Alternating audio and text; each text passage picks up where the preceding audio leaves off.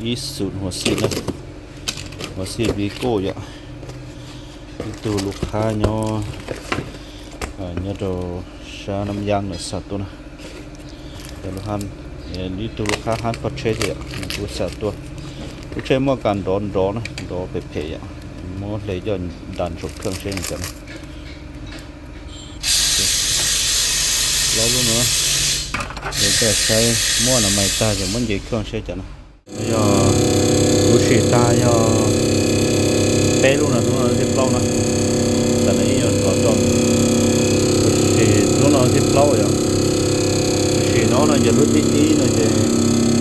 đâu chaจะtàu đi cho chaอยู่cha lúc đi bé rồi tàuอยู่cha ปกตินะอยู่ใช้รู้นะใช่จ้ะรู้นะเข้าไปแล้วรู้สึกเข้าไปทอดไว้นะอย่าเปล่าจะเต๋อนะโอ้ใช้nóสิ้นเตารู้นะมั่วซั่วนะเราอยู่ที่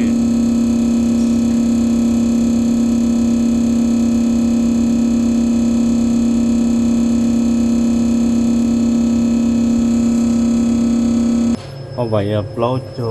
ชี้อยู่จั่วนะเดี๋ยวชี้เขาเดิมเบานะเราจะใส่ตัว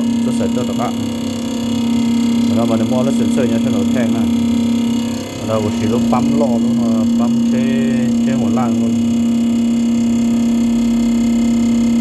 ใช้ตัวข้างเตาจ้ะนะสี่จ้ะ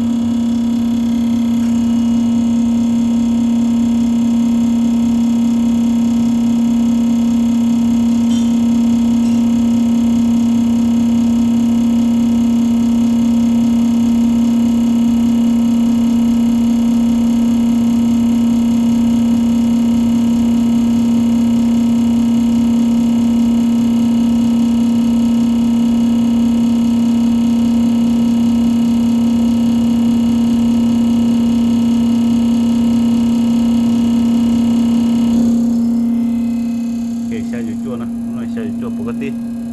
ตันทอชาอยู่ต่อตันทอลูกเชนแสดงเดียลูกเชนลูกค้าตัวลูกเชนแสดงเดียเชียวหัวซิดนะลูกน้อยย่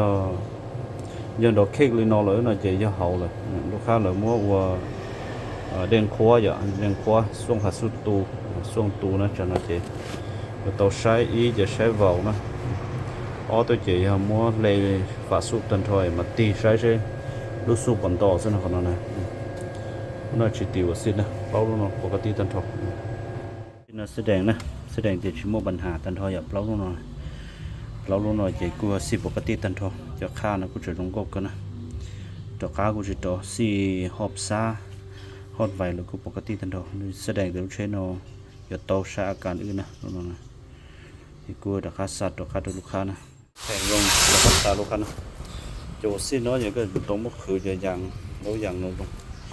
จะหมดต่ออย่าเช่าเราพันลงเท่ากูตะกัสสะโดนกัน